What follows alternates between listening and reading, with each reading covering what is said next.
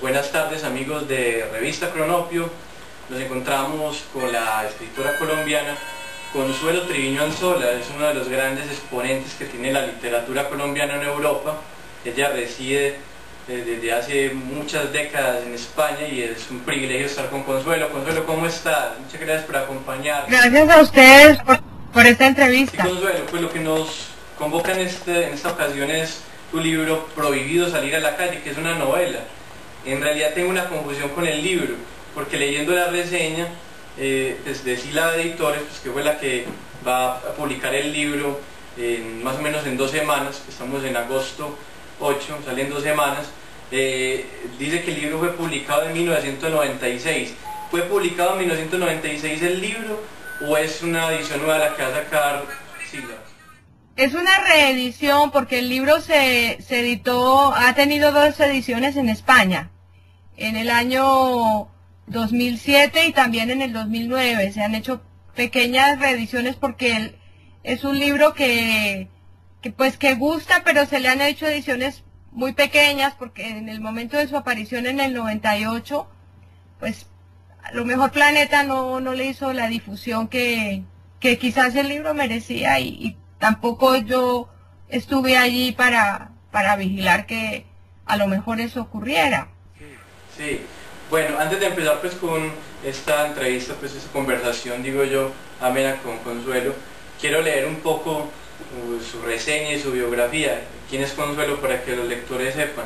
Consuelo Triviño Anzola nació en Bogotá en 1956, reside en Madrid desde 1983, tras doctorarse en la Universidad Complutense en 1986 con una tesis sobre el polémico escritor colombiano José María Vargas Vila.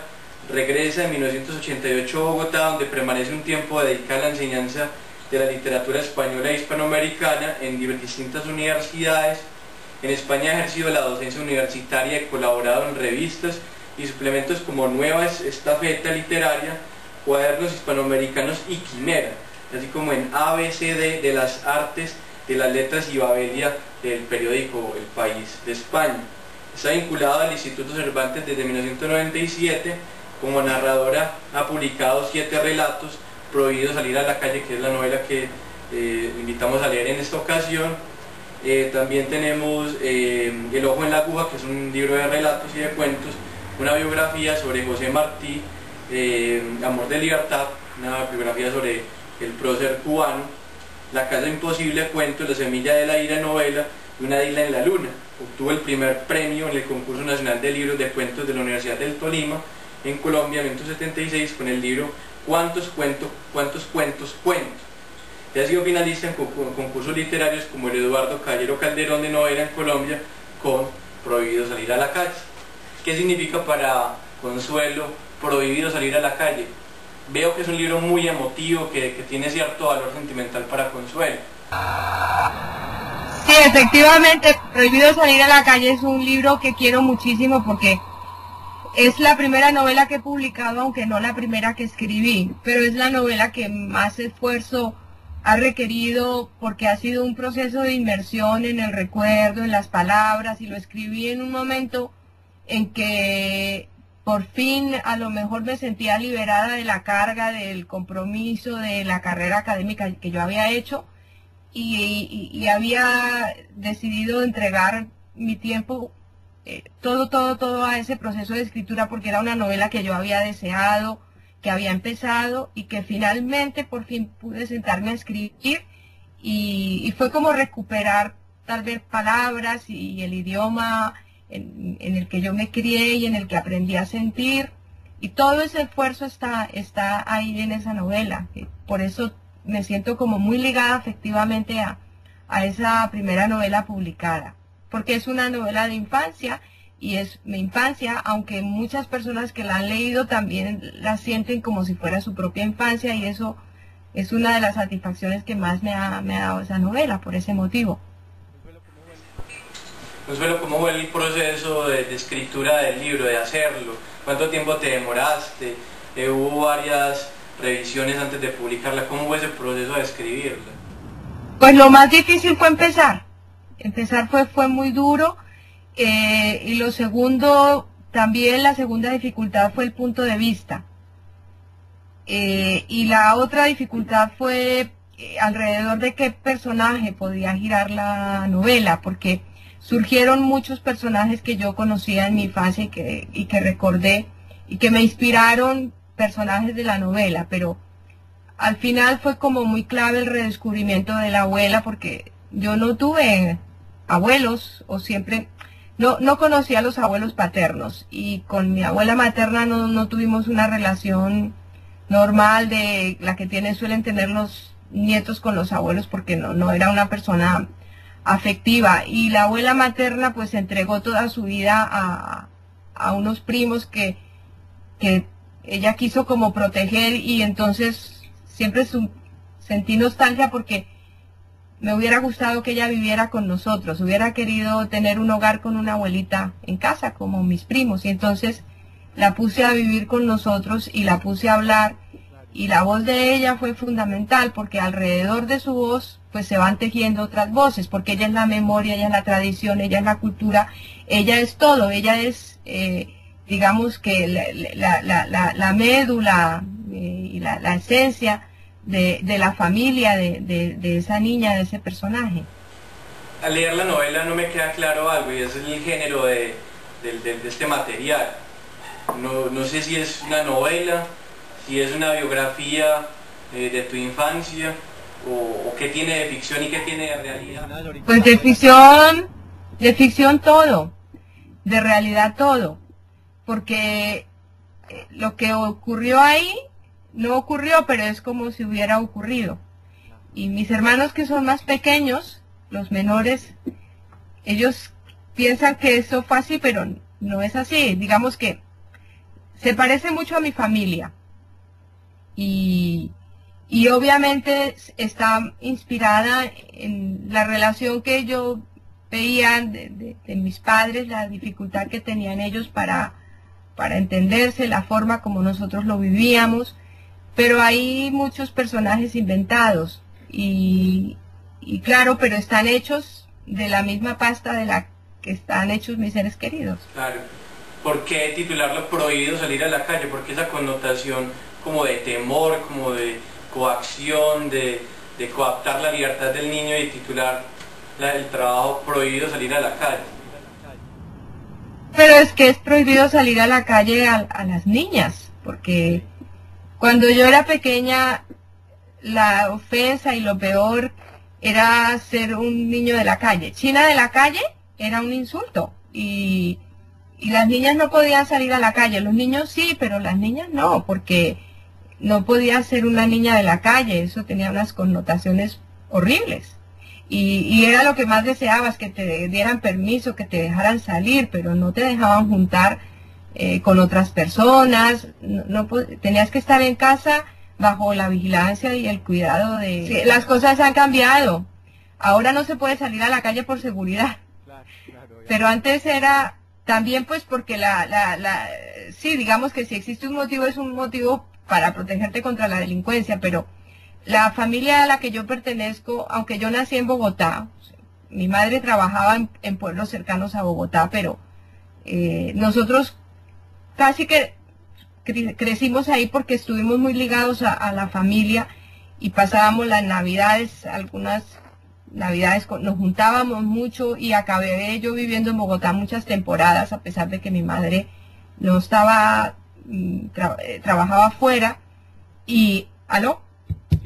Y entonces la ciudad de Bogotá, para la familia de mi madre que procedía del campo, era una ciudad muy peligrosa, entonces siempre tenían miedo de que algo te pasara. Te robaban, te atracaban, y además te decían que robaban niños, y las madres vivían muy preocupadas de que no te pasara nada. Más o menos como en el segundo capítulo, algo que me pareció muy bonito fue la descripción que haces cuando llegan a Bogotá, que eran temerosos, recelosos, mirando para todos lados.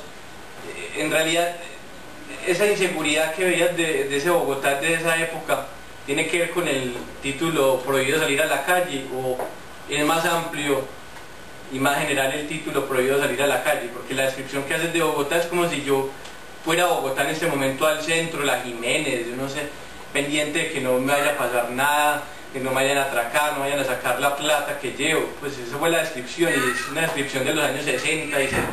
Exacto. Que yo recuerdo una vez que nos fuimos de compras y un gamín me rapó la bolsita de la compra, qué drama, claro. Entonces me pareció la descripción que haces del impacto de la persona que llega del campo, que era tu mamá, con ustedes allá a Bogotá, pues una cosa totalmente paranoica, pues como, Dios mío, estamos en la urbe, nos tenemos que proteger, y cuidado, estamos en la calle, prohibido salir a la calle precisamente. Pero por ejemplo, mi mamá, siendo joven, conoció el tranvía, pues porque el papá, el abuelo quería que ellas estudiaran, pertenecen a una finca cafetera, y entonces los obligaba, las forzó a salir de ese paraíso en el que ellos vivían absolutamente felices, con la economía de lo que era la finca, las personas que trabajaban ahí, y era una vida absolutamente feliz que recuerdan con nostalgia. Entonces, para esa generación fue un trauma verse obligada a abandonar aquella tierra que querían muchísimo para ir a la ciudad, porque era donde la habían mandado a estudiar, y ella sabía moverse por la ciudad porque a ella y a sus hermanas les tocó hacer eso, pero les daba mucho miedo con los niños, que dejarlos solos, que pasara algo, siempre estaban muy pendientes de protegerte. La novela ocurre pues en los años 60 y parte de los 70. ¿Cómo era para esa niña que era Consuelo Bogotá? ¿Qué era Bogotá en esa época? ¿Cómo veías a Bogotá? ¿Cómo ilustras a Bogotá en el libro? Maravilloso. A mí durante mi infancia a mí me encantaba Bogotá, porque Bogotá era lo nuevo, Bogotá era ir al cine, porque me encantaba cuando mis padres me llevaban al cine o me llevaban a comer a un restaurante. O sea, yo tenía una vocación muy urbana, a mí me encantaba Bogotá. Me gustaba muchísimo. Mi padre no, porque mi padre era muy urbanita. Él nació en Bogotá y él conocía la vida de Bogotá de niño, ese Bogotá de los años 40, del Colón, de la zarzuela, de la ópera. Él le gustaba mucho ciertos restaurantes como el Cisne. Entonces mi papá era muy urbano, mi madre por el contrario no. Y entonces a mí me encantaba salir a pasear por Bogotá, ir de compras, mirar vitrinas, no, a mí me encantaba, y me encantaba que me dejaran ir a la calle y tratar de tener amistades en el barrio, que eso en mi casa era prohibido. Pero sí me encantaba la ciudad. Claro que tenía miedo de que me robaran, y de hecho a mí me robaron un reloj cuando yo era pequeña, un gamín. Entonces, claro, siempre te daba miedo porque era real el peligro en ese sentido, pero eso no te inhibía a ti para querer salir a la calle, y que te dejaran un poquito de libertad de salir a explorar aquello que te parecía interesante. Claro que sí. Ahora pues estamos viendo un boom de las novelas juveniles, Harry Potter, Crepúsculo, toda esta serie de novelas que están formando la mente de los jóvenes, y al leer la novela no me queda claro si es una novela juvenil o una novela adulta, porque la leo y para un adolescente, pues hombre, es una excelente opción por las descripciones que utilizas, pero también puede llegar a ser una novela adulta. Entonces no veo el límite, la frontera entre la novela juvenil y la novela adulta en Prohibido salir a la calle. Pues es muy interesante eso que dices, porque en realidad obviamente es el esfuerzo de una persona adulta, en este caso una persona que escribe y que se traslada a la infancia. Entonces es una persona adulta que se traslada a la infancia y que revive su infancia y que vuelve a ponerse en la piel de una niña que observa el mundo adulto. Es decir, ¿cómo ves tú a los personajes de tu infancia? ¿Cómo ves a estas mujeres tan agobiadas, tan preocupadas por sacar adelante a la familia, tan temerosas de lo que pueda ocurrir, tan preocupadas del que dirán y al mismo tiempo tan pendientes de otros? La vida de barrio, la vida del vecindario, no se ven, no se hablan, pero están como muy presentes. Entonces Todo pasa, es el mundo de los adultos que pasa a través de los ojos de una niña de 10, 11 años. Hoy vemos una juventud y una niñez muy vinculada con la tecnología, los BlackBerry, los Nintendo, los Xbox, toda esta tecnología, y uno se pone a mirar la juventud de hoy en día y hay muchas cosas del pasado que ya no están ahora. Por ejemplo, las sombras de la China, las sombras chinescas, los escondidijos, los juegos, la rayuela. Por ejemplo, la rayuela, ya uno no ve a los niños jugando rayuela. Se puede decir que es una novela de esa niñez que ya se perdió, que ya no es posible ver en la actualidad, una niñez de arrastrarse por el suelo, jugar con carros, con muñecas, una niñez en el buen sentido de la palabra, que ya no está ahora. Es una niñez muy imaginativa, porque, y además de familias numerosas, donde los hermanos ya se creaban su propio mundo, armaban sus juegos. Nosotros hacíamos representaciones, los hermanos nos disfrazábamos de rey y de reina y representábamos los cuentos de hadas disfrazados con la ropa de los padres y jugábamos mucho. Yo exploraba mucho el jardín, cogía muchísimas, coleccionaba hojas, hacía como reconstrucciones de paisajes con la tierra. Y también soy muy del cómic, porque me gustaba mucho leer los cómics, y de la televisión, porque los primeros vivía pegada yo el domingo mirando la tele. Todos los Perdidos en el Espacio, Viaje al Fondo del Mar, aquello fue la fascinación al descubrir la tele. Entonces, bueno, pero la tele no nos quitó tampoco el tiempo de los juegos del barrio, de jugar a cunclí, a tapo remate, correr a perseguidos, y noches en que no querías irte a la cama por nada del mundo porque estabas demasiado excitado y agitado jugando. Y entonces yo creo que eso es lo que los niños de ahora no hacen, ¿no? En el libro hay un capítulo que habla de la familia, pues que el personaje principal dibuja una familia y la mamá está más grande que el papá, y eso en psicología, cuando uno se pone a mirar los dibujos de los niños y la mamá es más grande que el papá y se encuentran como separados en el dibujo, quiere decir pues, que hay un padre ausente.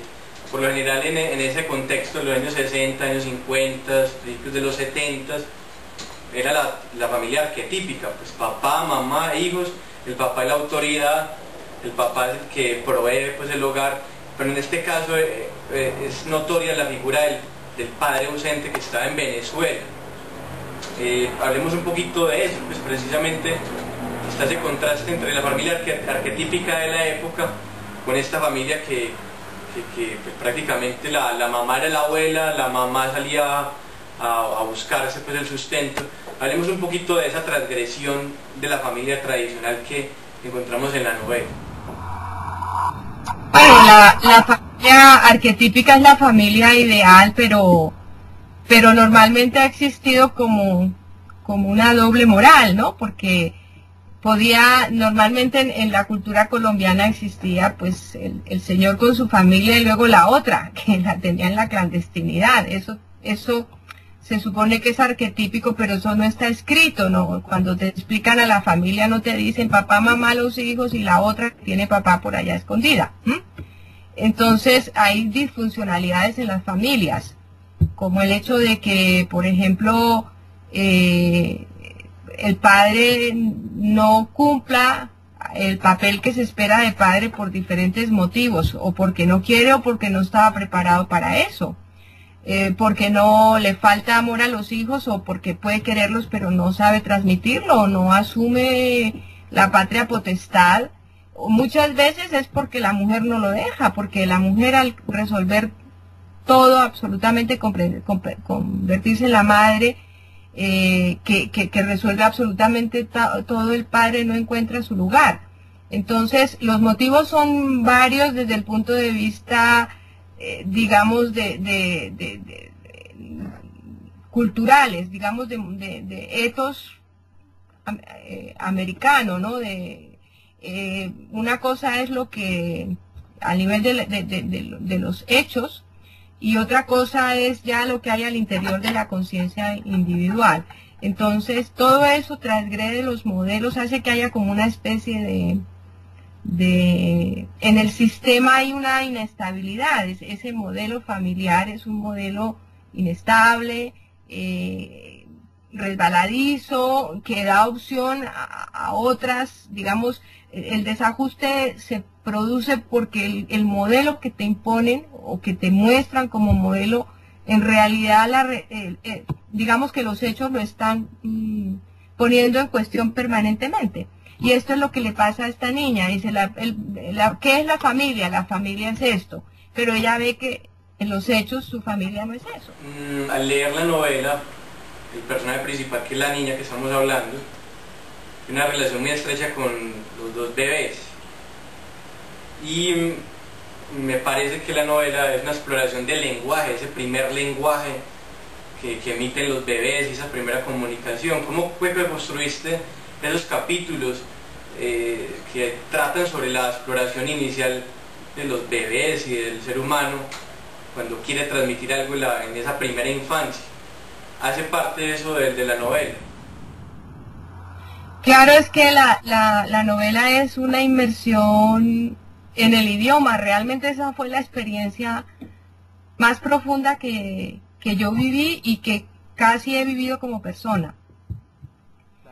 Porque es ir al fondo a la palabra. Y a mí, de niña, la palabra me producía, o sea, era algo que me removía mucho. Por ejemplo, recuerdo de niña, sobre esto no he escrito, cuando a lo mejor la profesora decía una palabra o una expresión que yo no había escuchado nunca, ¿no? La repetía, me quedaba con ella e intentaba buscar la ocasión de utilizarla, ¿sí? Para sentirme yo mayor. Y pasaba con los niños que me producía un misterio enorme, porque yo soy casi la mayor, y entonces vi bebés en mi familia, a los 3 últimos hermanos, los 3 más pequeños, y sobre todo el más pequeño. Cuando mi hermano pequeño nació, yo estaba tan fascinada con él, me parecía el niño más lindo del mundo, y yo me levantaba temprano a verlo, a mirarlo. Y era un deseo profundo de que hablara, me desesperaba que no hablara. Tenía también otro hermano, el anterior, que balbucía, y entonces yo quería saber qué significaba todo aquello, y tenía tantos deseos de que hablaran que me desesperaba.